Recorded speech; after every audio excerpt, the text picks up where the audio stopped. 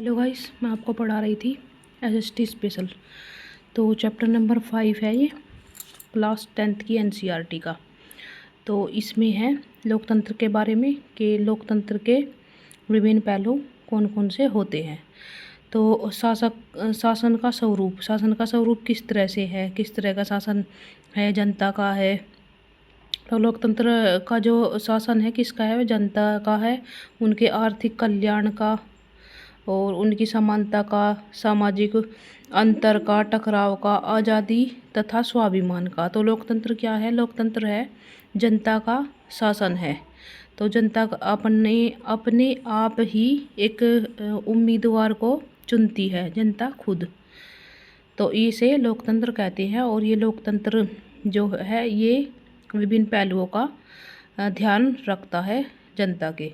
तो लोकतंत्र से उम्मीदें, तो लोकतंत्र जब मतलब जनता चुनती है अपने नेता को, तो वो कुछ उससे उम्मीदें रखती है। तो क्या क्या उम्मीदें होती है कि नागरिकों में समानता को बढ़ावा देता है, ऐसा उम्मीदवार हो जो समान नज़रिए से देखे सबको, और मतलब नागरिकता को बढ़ावा दे और व्यक्ति की गरिमा को बढ़ावा दे। इसमें गलतियों को सुधारने की गुंजाइश होती है। इसमें टकराव को टालने संभालने का ढंग देता है और इससे निर्णयों में बेहतरी आती है। क्या होता है कि अगर मतलब कुछ गलतियां होती हैं तो लोकतंत्र में क्या होता है, दो तीन पार्टियां होती हैं। तो एक तो जैसे लोकतंत्र में बहुमत दल की होती है जो प्रधानमंत्री बन जाता है। फिर प्रधानमंत्री एक अपोजिट में पार्टी होती है, तो वे क्या करती है, वे उस नेता की गलतियां बताती रहती हैं समय समय पर, और जो है सुधार उसमें अकॉर्डिंग टू बताने की। जब दूसरी पार्टियां गलती बताती है तो तभी तो मतलब दूसरा आदमी बताता है, तो सुधार होता रहता है। तो ये है लोकतंत्र के मुख्य तत्व। क्या है? औपचारिक संविधान। औपचारिक मतलब क्या है कि संविधान को सर्वोच्च माना गया है और इस सर्वोच्च है, सबसे ऊपर है, लिखित संविधान है। और जो है चुनाव के द्वारा ही नेता का चुनाव होता है। और राजनीतिक दल भी हैं और नागरिकों के मौलिक अधिकार हैं। मौलिक अधिकार कितने हैं नागरिकों के? मौलिक अधिकार 6 मौलिक अधिकार हैं। ठीक है। और लोकतंत्र में लोगों की भागीदारी। तो लोकतंत्र क्या है? ये लोकतंत्र जो है सबसे बड़ी चिंता इसकी क्या है कि लोग जो है अपना शासन, मैंने जैसे कि बताया है कि अपना शासक लोकतंत्र में लोग खुद शासन, एक शासक चुनते हैं और उसके माध्यम से ही लोगों की जो आवाज़ है वह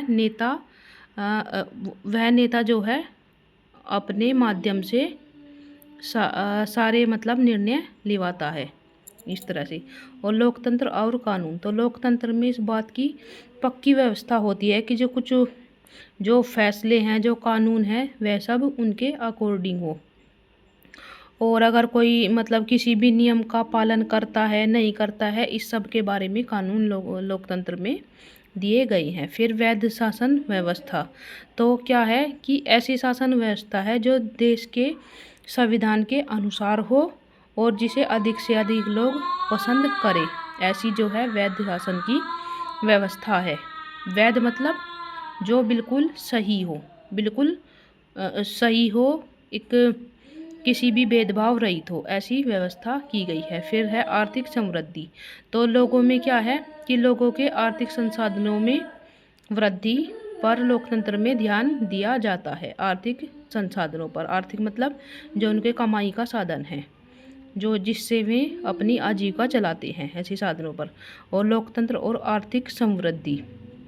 तो क्या है कि उच्चतर आर्थिक समृद्धि हासिल करने के लिए भारतीय लोकतंत्र अक्षम रहा है। मतलब क्या है कि एक विकासशील देश है भारत, और जो लोकतंत्र है, लोकतंत्र में दिन प्रतिदिन उच्चतर वृद्धि होती रही है।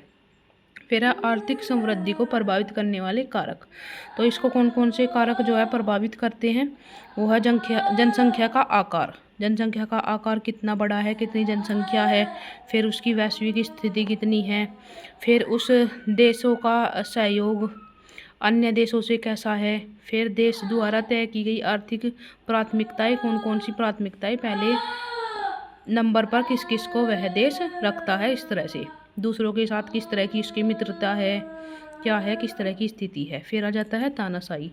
तो तानाशाही क्या है, यहाँ पर एक व्यक्ति यानी कि एक नेता अपनी मर्जी के अनुसार शासक चलाता है जनता पर। यहाँ पर संविधान का या किसी भी कानून का कोई महत्व नहीं होता, यह तानाशाही होती है। जैसे कि दक्षिण कोरिया में है, दक्षिण कोरिया का जो प्रधानमंत्री है वह चलाता है। और विभिन्न देशों में आर्थिक विकास की दरें, तो यहाँ है कि लोकतंत्र शासन में कितनी है यह विकास दर, और तानाशाही में इतनी है, और तानाशाही करने वाले गरीब देशों में इस तरह से जो है लोकतंत्र की दरें नोट की गई है। फिर आ जाते हैं कि चुने हुए देशों में आय की असमानता। आय की असमानता कितनी है कि राष्ट्रीय आय में प्रतिशत हिस्सा, तो दक्षिण अफ्रीका में कितना है 64% है, और नीचे वाला जो है वो 2.9% है। फिर ब्राज़ील का आ जाता है 33 हो गया, वो 63 हो गया, फिर 2.6 हो गया, फिर रूस का, अमेरिका का, ब्रिटेन, डेनमार्क और हंगरी। इस तरह से राष्ट्रीय आय में, या राष्ट्रीय आय क्या है कि केंद्र की जो आय है उसमें कितनी प्रतिशत है, वृद्धि है, किस तरह से है, इस तरह से यहाँ पर दर्शाया गया है। फिर आ जाता है आर्थिक असमानता। तो आर्थिक असमानता में क्या है कि यहाँ जो है गरीब अमीर का एक मतलब बहुत ही क्या कहते हैं कि बहुत ही बड़ा अनुपात है। बहुत ज़्यादा लोग गरीब हैं और कुछ मात्रा में अमीर हैं, तो इनके बीच में मतलब डिस्टेंस बहुत ज़्यादा है। फिर लोकतंत्र और आर्थिक असमानता, तो क्या है कि लोकतंत्र व्यवस्था से यह उम्मीद रखना अधिक तर्कसंगत है कि वे राजनीतिक समानता के माध्यम से आर्थिक असमानता को कम करे। क्या है कि जो राजनीति आजकल फैल रही है, वैसे तो हर देश में यही हो गया है कि जो बड़े बड़े नेता हैं, ये कोई भी आर्थिक सहायता सरकार की तरफ से आती है तो उसको नीचे तक नहीं पहुंचाया जाता। लेकिन फिर भी थोड़ा सा क्या है कि लोकतंत्र में है, लोकतंत्र में कोशिश की जाती है कि अधिक से अधिक जो है आर्थिक समानता फैलाई जाए सारे समाज में। फिर आ जाता है कि लोकतंत्र और सामाजिक ताना बाना।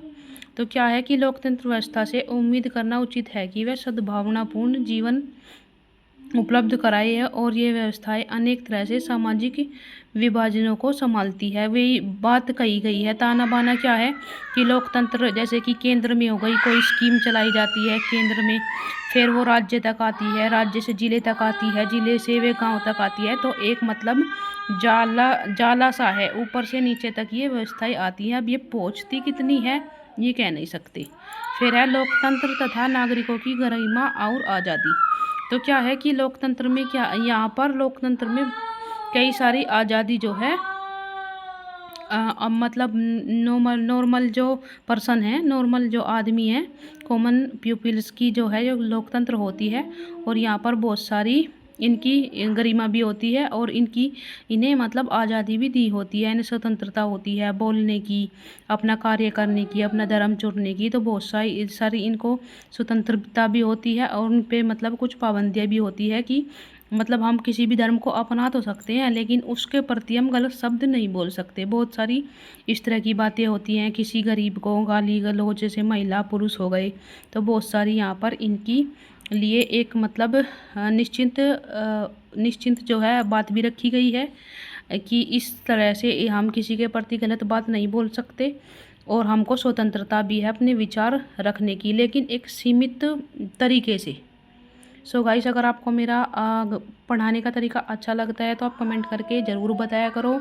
और स्टेट भी आने वाला है, और यूपी टेट भी हो गया, और जहाँ पर भी एसएसटी आती है ये सब्जेक्ट आप मुझसे पढ़ सकते हैं, अगर आपको अच्छा लगता है मेरा पढ़ाने का तरीका। Thank you guys.